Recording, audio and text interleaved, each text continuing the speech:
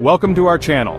Today, we're diving into the spine-chilling world of the most famous ghosts in the United States.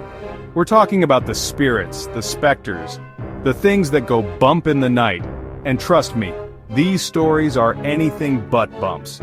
These stories are based on real events and are sure to send shivers down your spine. I mean, we're talking full-body chills, goosebumps erupting like a bad rash, the kind of fear that makes you want to sleep with the lights on for a week. So if you're brave enough to stick around, sit back, turn off the lights, and let's get started. Don't worry, I get scared too. Our first stop takes us deep into the heart of Adams, Tennessee, to a homestead plagued by something truly sinister. This isn't your friendly neighborhood ghost story, folks. This is the Bell Witch. Imagine, if you will, the early 1800s. John Bell and his family are just trying to live their lives when, bam, things start getting weird. We're talking strange noises in the night, disembodied voices whispering threats, and even physical assaults. This thing, this entity, whatever it was, it didn't mess around. It was like it had a personal vendetta against the Bell family. And the worst part, it seemed to target John Bell himself. Now, I'm not one to jump to conclusions, but if an unseen force was slapping me around and calling me names, I'd be packing my bags faster than you can say poltergeist. But the Bells, they stuck it out. They tried to rationalize it. They tried to ignore it. But the Bell Witch, oh, it wasn't going anywhere. The haunting became so infamous that even future President Andrew Jackson decided to pay a visit. That's right, Old Hickory himself went toe-to-toe with the Bell Witch. And according to legend, he didn't fare too well. Some say the Bell Witch was the spirit of a disgruntled neighbor, Kate Batts, who'd been cheated by John Bell. Others believe it was something older, something darker, something that enjoyed tormenting the living. Whatever it was, the Bell Witch left its mark on American folklore. This wasn't just a ghost story, it was a warning, a reminder that sometimes the things that go bump in the night. Next, we travel to the misty, shadow-drenched town of Sleepy Hollow, New York, a place where folklore and fear intertwine like the gnarled branches of an ancient tree. Here, amongst the whispering reeds and moonlit graveyards, rides a figure straight out of your nightmares, the Headless Horseman. Picture this. It's a crisp autumn night, the leaves are turning shades of crimson and gold, and a lone rider emerges from the fog. But this is no ordinary rider. He's cloaked in darkness, his steed a monstrous beast with eyes that gleam like hot coals, and in place of his head, nothing, just a gaping void where his face should be. Legend has it that the Headless Horseman is the ghost of a Hessian soldier decapitated by a cannonball during the Revolutionary War. Now he roams the night eternally searching for his lost head, his ghostly wails echoing through the trees, a chilling reminder of the battlefield's brutality.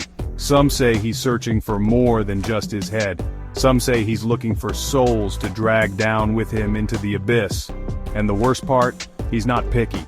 Man, woman, or child, the Headless Horseman shows no mercy. There's something about the Headless Horseman that chills us to the bone. Maybe it's the image of that solitary figure, forever searching for something he can never find. Or perhaps it's the fear that some wounds, even in death, never truly heal. Whatever the reason, the legend of the Headless Horseman continues to haunt our imaginations, a stark reminder that some stories are best left untold. Or are they?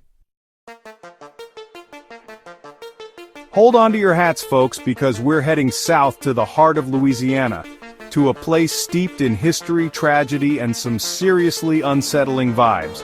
Get ready to step inside the Myrtles Plantation if you dare. Built in 1796, this grand old mansion has seen it all. From its days as a bustling plantation to its rumored role as a stop on the Underground Railroad, the Myrtles has stories to tell.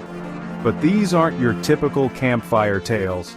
These are the stories that cling to the shadows, the ones whispered in hushed tones, the ones that make your blood run cold. We're talking full-on apparitions, objects moving on their own, and a general sense of unease that's thicker than a bowl of Louisiana gumbo.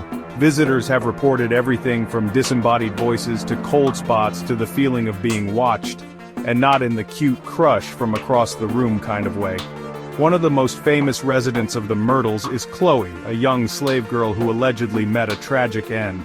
Legend has it that she poisoned a birthday cake, leading to the deaths of several family members. Now, her spirit is said to wander the halls, forever seeking redemption or perhaps revenge. But Chloe's not alone. Over the years there have been countless sightings of otherworldly beings within the plantation's walls. Guests have reported seeing a young girl in a mirror, a piano playing on its own, and a ghostly figure peering out from the windows. The Myrtles plantation is a stark reminder that some places hold on to the past with an iron grip, and sometimes that past is best left undisturbed. But hey, who are we to judge? If you're feeling brave, book a night at the Myrtles.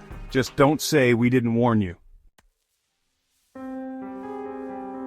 Buckle up, guys and ghouls, because our next stop is a doozy. We're heading to the breathtaking yet undeniably eerie Stanley Hotel in Estes Park, Colorado.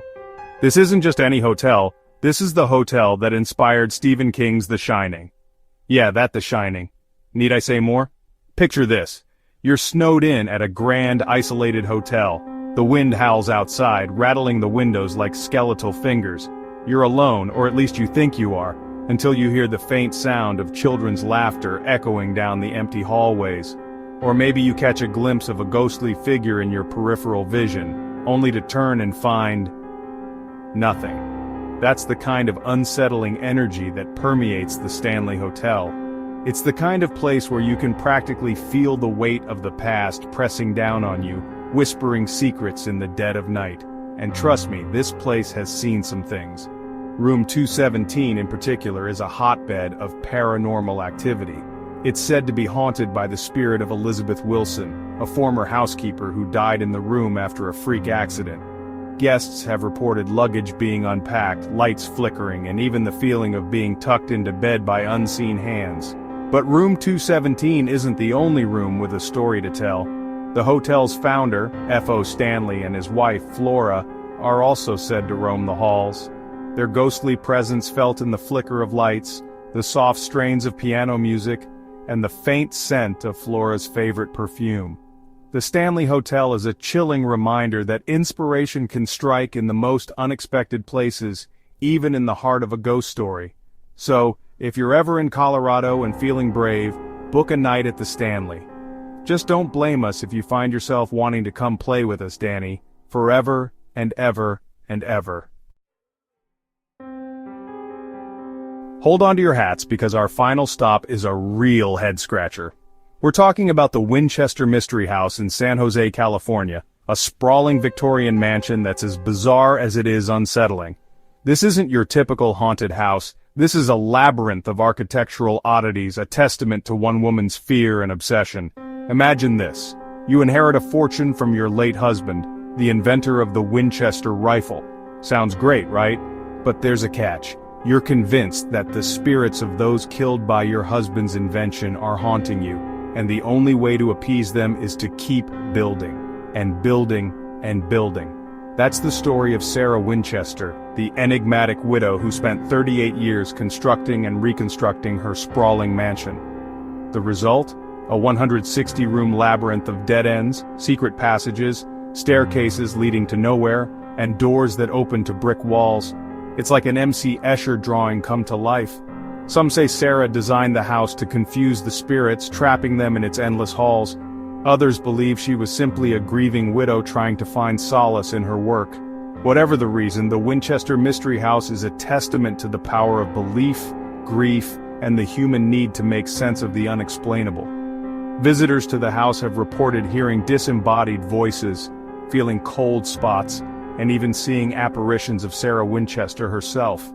Is it the spirits of the Winchester rifle victims, seeking revenge? Or is it Sarah, forever trapped in her own creation? The Winchester Mystery House remains a mystery, a puzzle box of architectural oddities and unsettling energy.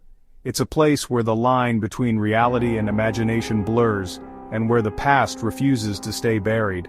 If you're ever in San Jose and feeling adventurous, take a tour of the Winchester Mystery House. Just don't blame us if you get lost. Forever. And there you have it, the most famous ghosts in the United States. From the vengeful Bell Witch to the Headless Horseman to the architectural enigma of the Winchester Mystery House, these stories remind us that sometimes, the past never truly leaves us. Whether you believe in ghosts or simply enjoy a good scare, there's no denying the power of these tales. They tap into our deepest fears, our fascination with the unknown, and our enduring hope that there's something beyond this mortal coil. If you enjoyed this video, don't forget to like, subscribe, and hit the bell icon for more spine-chilling tales. Until next time, stay spooky!